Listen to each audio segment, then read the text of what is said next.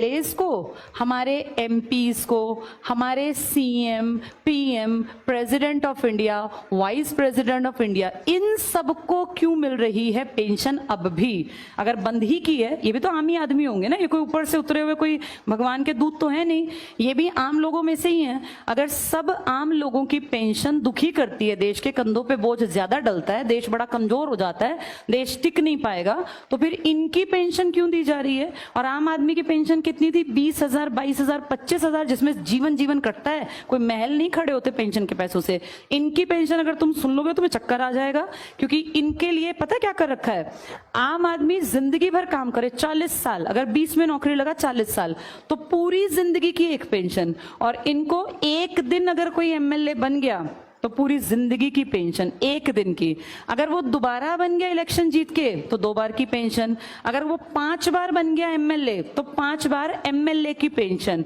फिर वो 2 बार एमपी बन गया तो एमपी की पेंशन। फिर वो राष्ट्रपति बन गया तो राष्ट्रपति की पेंशन। तुम सोच भी नहीं सकते कितना रुपया इनकी पेंशन्स में इन तक पहुंचता है।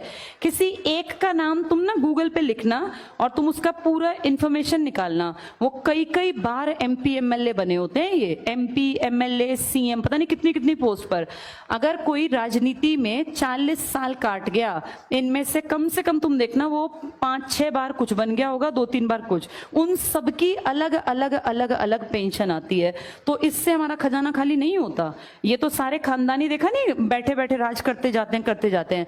ये कहते हैं कि ओल्ड पेंशन स्कीम जो किसके लिए मेन जरूरी थी, आम आदमी के लिए, उसको तो खत्म कर दिया। अब पीछे कितना विरोध किया लोगों ने, लेकिन क्या किया? मारकाट। वो बेचारे जितने लोग इकट्ठे हुए थे उन पर डंडे बरसाए और वो पानी के वो सब ला के कैनन और नुकसान किया।